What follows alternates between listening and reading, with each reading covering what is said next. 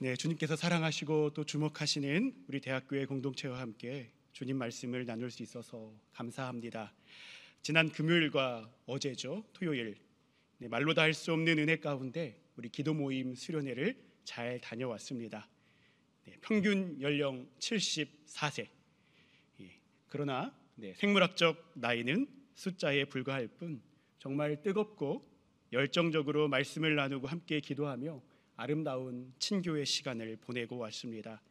함께 보내며 얼마나 웃고 또 얼마나 기뻐하며 얼마나 환희에 가득 찼던지 함께한 7명의 교우님들의 얼굴에 마치 피부과를 다녀오신 것처럼 성령의 빛과 생기가 가득한 것을 볼 수 있었습니다.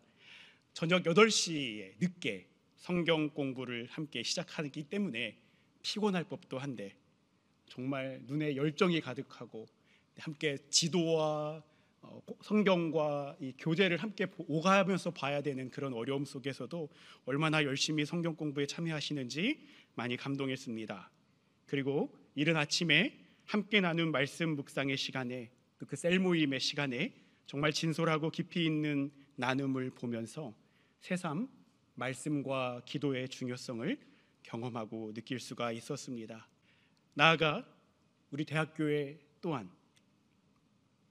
셀 모임을 여러 가지로 준비하는 과정에 있습니다. 현재 진행되고 있는 우리 청년부 셀 모임, 그리고 우리 기도 모임, 시니어 셀 모임, 그리고 아까 제가 한경희 교수님께 여쭤보았습니다.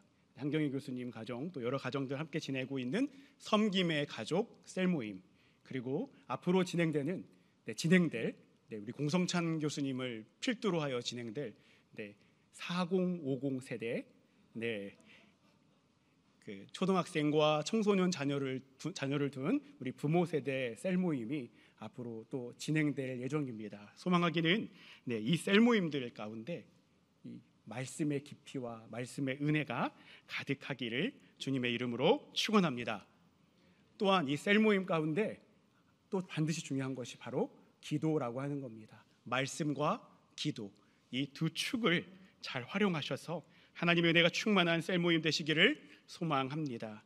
그리하여 우리 대학교 안에 있는 셀 모임들이 성령의 빛을 비추는 공동체, 또한 가정과 구역과 지역사회를 주님의 빛으로 살려내고 회복시키는 생명과 회복의 공동체가 되기를 또한 함께 기대하고 소망할 수 있었으면 좋겠습니다. 우리 어제 함께 다녀온 기도 모임, 우리 셀 모임을 향해서 또한 앞으로 시작될 또 함께 하고 있는 우리 대학교의 수많은 셀 모임 공동체를 향해서 우리 격려와 축복의 박수 함께 보내주면 감사하겠습니다. 축복합니다. 기대합니다. 또 응원의 마음을 함께 보냅니다. 오늘은 즐거운 날, 존귀한 날이라는 주제로 여러분과 함께 은혜를 나누기를 원합니다. 이 말씀 앞에서 잠시 우리의 마음과 생각을 정돈하고 또한 우리의 영혼에 신령한 양식으로 채우실 성령 하나님의 역사를 기대하시면서 이 시간 잠시 두 손을 가슴에 모으시고요, 함께 선포했으면 좋겠습니다. 주님, 나에게 말씀하여 주십시오. 제가 듣겠습니다. 아멘. 아까 최한주 교수님께서 기도해 주셨습니다만 끝날지 모르는 이 여름의 무더위가 연일 기승을 부리고 있습니다. 8월의 끝자락인데도 선선한 바람은 좀처럼 불지 않고 있고 대신에 에어컨의 실외기에서 나오는 바람만 나부끼는 요즘입니다. 여전히 여름의 절정을 보내고 있는 것 같은데 방학은 그 끝을 향하고 있습니다. 이미 우리 교회 학교 어린이들은 방학을 마치고 개학을 했습니다. 이 방학이 너무나 짧게 지나가 버려서 우리 어린이들은 아쉽고 섭섭해합니다. 그런데 그와 대조적으로 이 개학으로 말미암아 너무나 밝아진 얼굴들이 있습니다. 바로 학부모님들의 얼굴입니다. 한편 우리 의과대학 학생들 실로 길었던 1년 6개월의 휴학을 마치고 또한 학교로 돌아왔습니다. 그리고 우리 간호대학 학생들도 이제 다음 주면 방학을 마치고 개강을 맞이하게 됩니다. 우리가 잘 아는 것처럼 방학은 말 그대로 학업을 쉬는 기간입니다. 단순히 학업을 멈추는 시간이 아니라 학생들에게 의무적으로 주어진 쉼의 시간이죠. 이 쉼을 통해, 그리고 이 휴식을 통해 심신을 전환하고 다음 학기를 준비하기 위한 시간을 갖는 시간, 그것이 바로 방학입니다.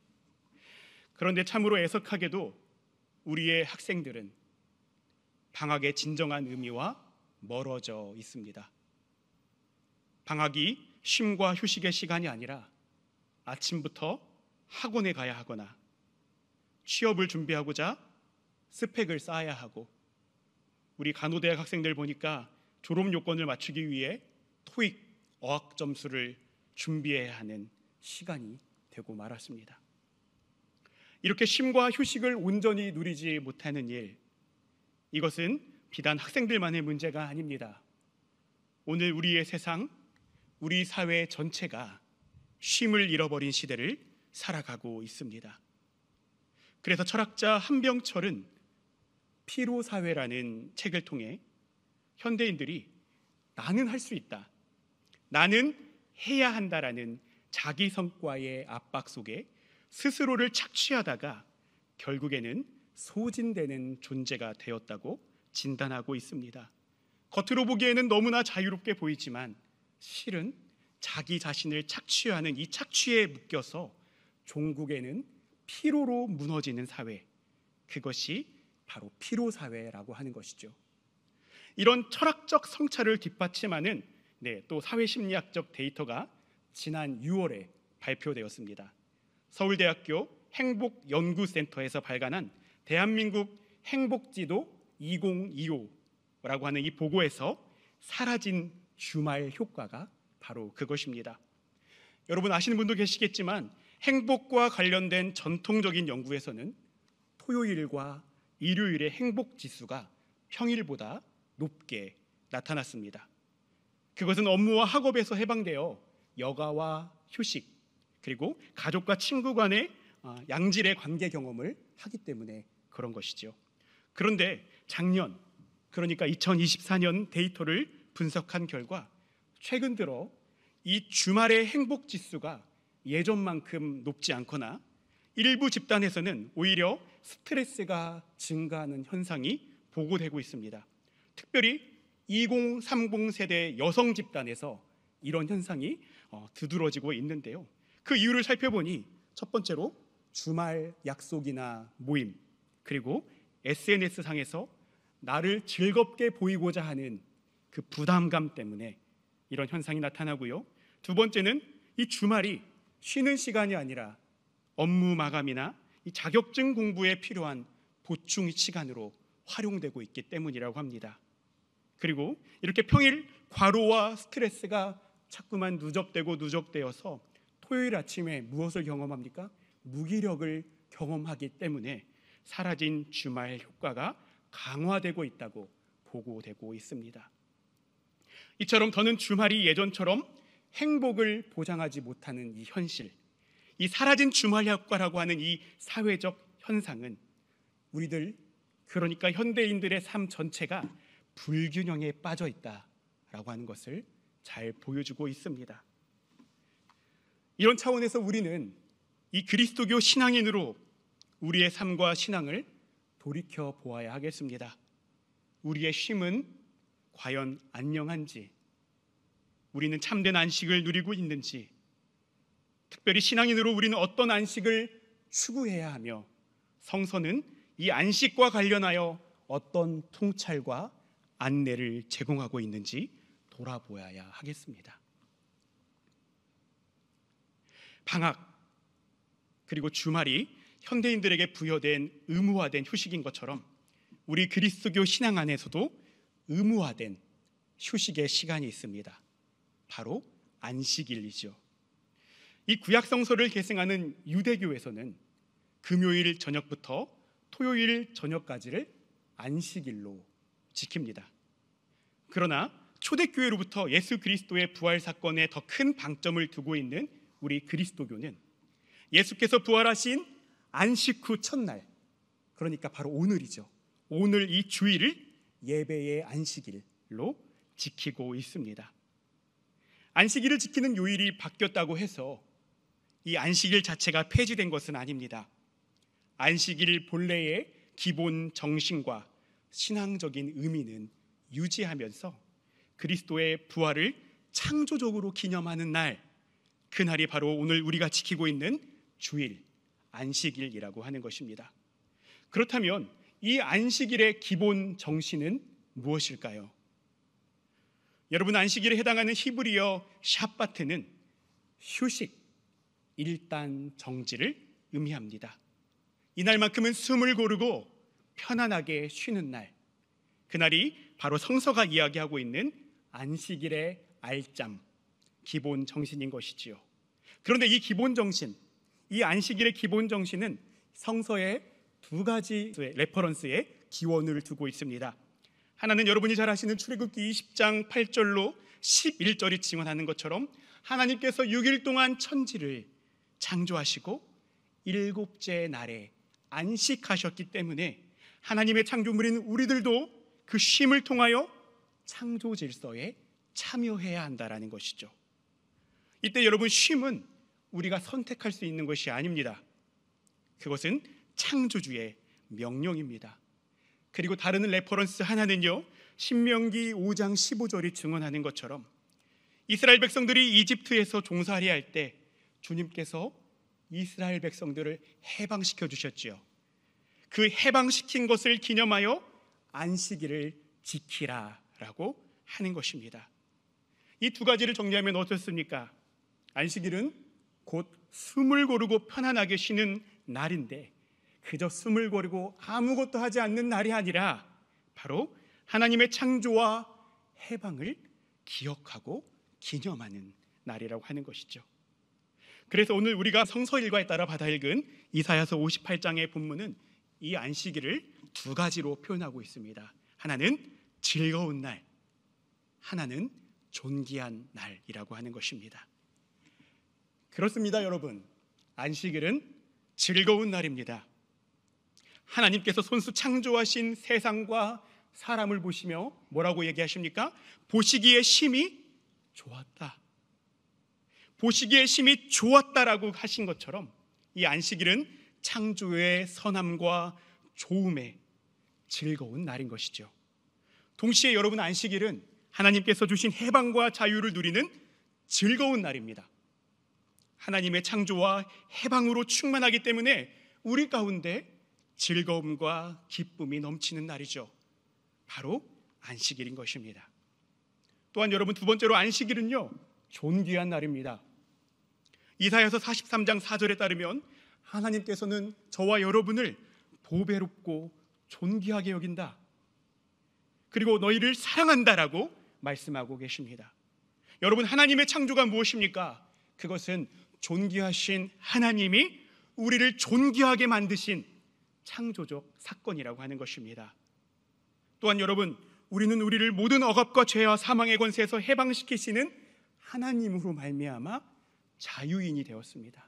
지난주에 이주영 목사님을 통해서 우리가 자유인임을 함께 확인하였지요. 이 죽음의 권세가 드리워진 비루하고 비천한 우리의 존재가 예수 그리스도의 부활로 말미암아 하나님의 자녀임을 확인하는 그 존귀한 날, 그날이 바로 안식일이라고 하는 것입니다. 이 시간 소망하기는 이 안식일의 기본 정신을 기억하시면서 좌우에 계신 분들에게 이렇게 선포했으면 좋겠습니다.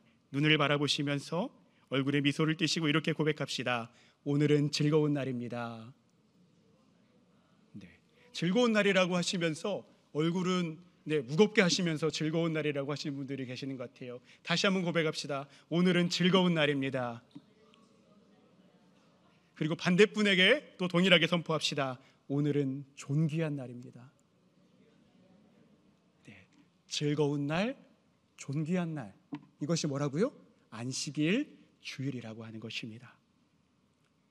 그런데 여러분, 이렇게 즐거운 주일, 이 존귀한 주일을 지키는 가운데 우리가 기억하고 간과하지 말아야 할 중요한 사실이 있습니다. 그것은 바로 이 안식일의 즐거움, 안식일의 존귀함이 그저 나와 하나님, 혹은 특정 민족과 하나님 사이에서 누리는 소극적이고 국한된 즐거움과 존귀함이 아니다라고 하는 것입니다.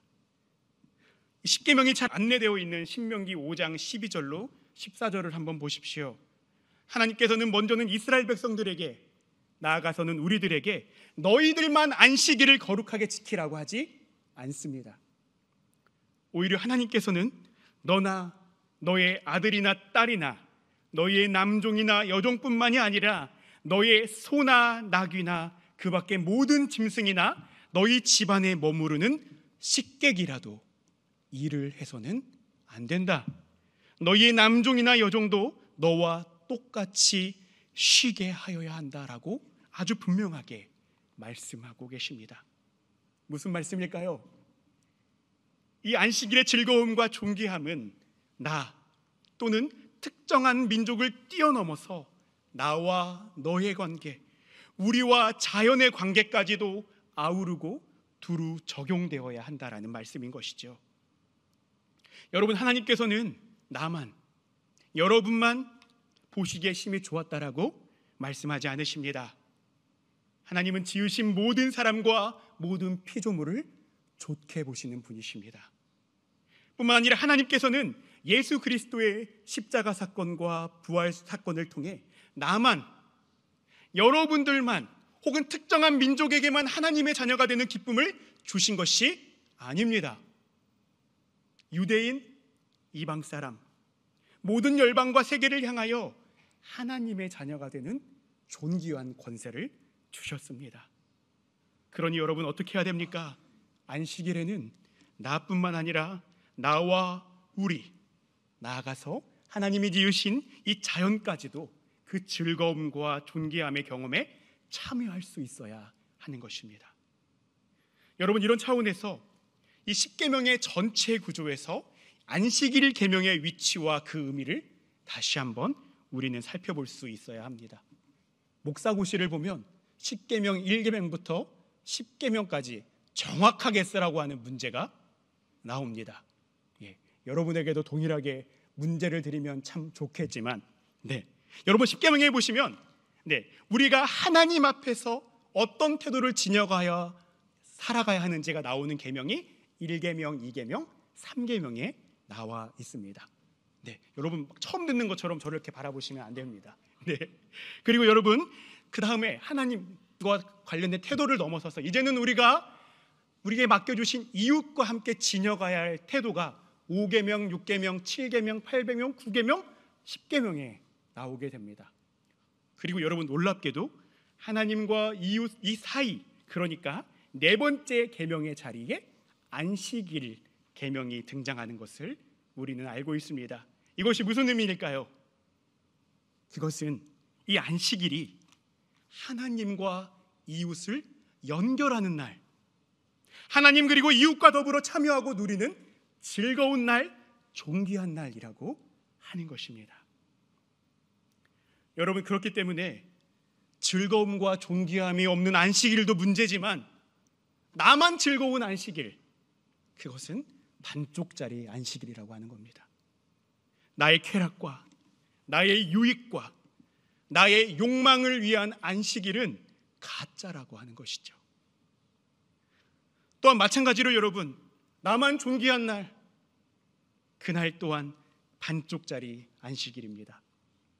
안식일은 여러분 이 알량한 선민의식과 배타주의를 주창하는 이런 종교적인 나르시스트들을 위한 날이 결단코 아니라고 하는 겁니다.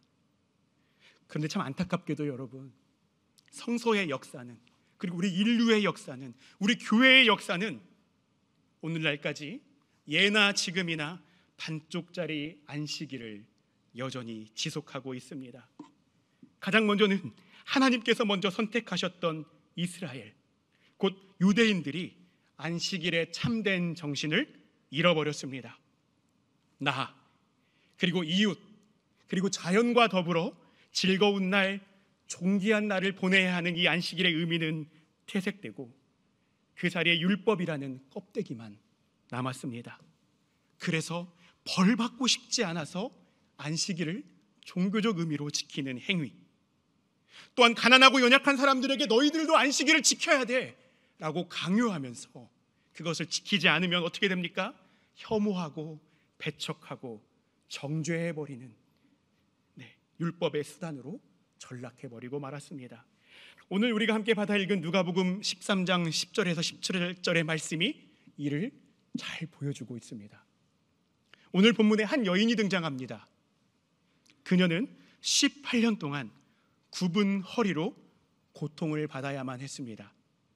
그녀에게 평일은 물론이고 안식일은 즐거운 날, 존귀한 날이 결단코 아니었습니다. 도리어 불행한 날, 비참한 날이었죠. 다른 이웃들의 시선에서 그녀는 한낱 죄인일 뿐입니다. 그리고 저주받은 사람일 뿐이었죠. 그리고 그 시선 안에는 안식일에 응당 누려야 하는 즐거움과 존귀함은 단 하나도 찾아볼 수가 없었습니다.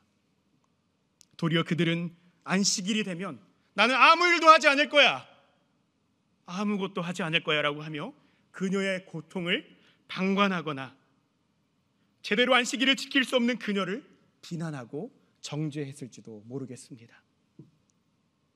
바로 그날, 그 안식일, 이렇게 이웃들의 냉소적이고 배타적인 시선 앞에서, 그리고 절망 중에 슬픔과 비통함으로 자기 자신을 규정하고 있는 그녀의 흔들리는 그 눈빛 앞에서 예수님은 그녀를 치유해 주십니다.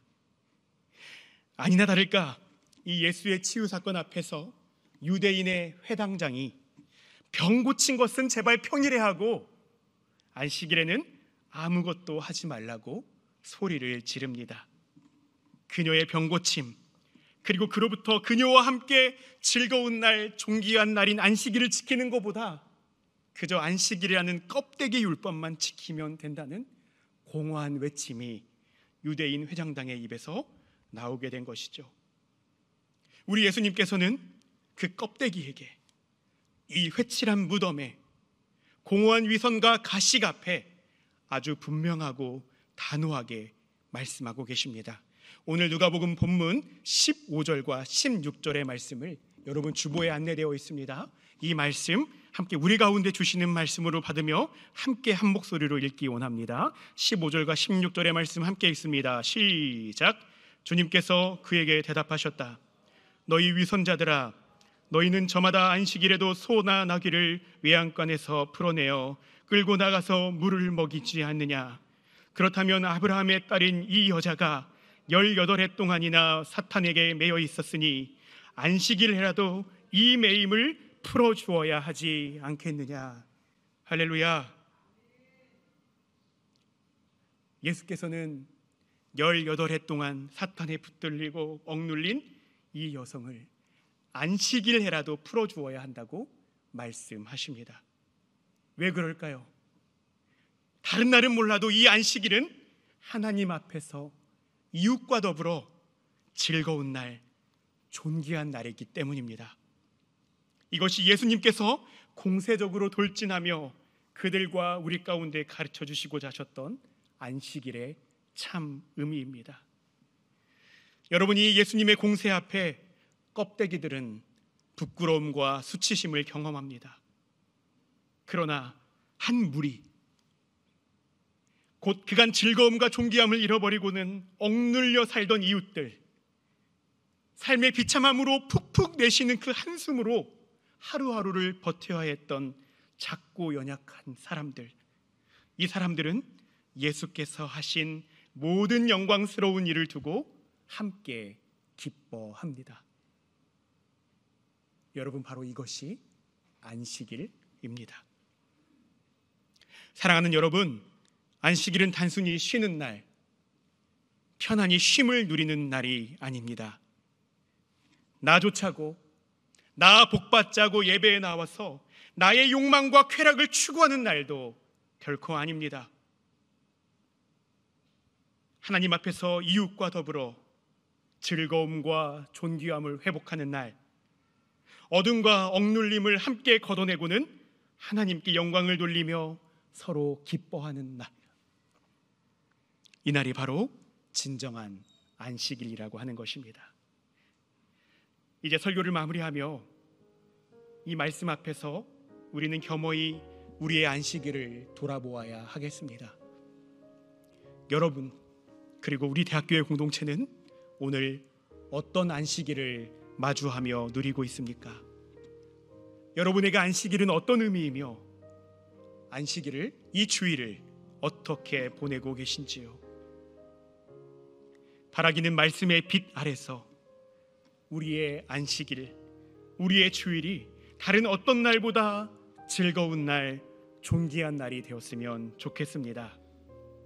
그저 나만 즐거운 날, 우리 교회에게만 특별한 날이 아니라 너도 즐거운 날, 우리 교회를 넘어 우리가 만나는 학생들과 수많은 환자들, 그리고 이웃들과 더불어 존귀함을 확인하고 회복하는 바로 그날이 우리 모두의 안식일이기를 소망합니다. 뿐만 아니라 이제는 이웃을 넘어 하나님께서 지으신 피조세계와 자연까지도 함께 즐거운 날, 그 존귀함을 함께 확인하며 안식을 누리는 날, 그런 안식일을 경험하는 저와 여러분, 대학교의 공동체 모두가 되기를 예수 그리스도 이름으로 축원합니다. 함께 기도하시겠습니다.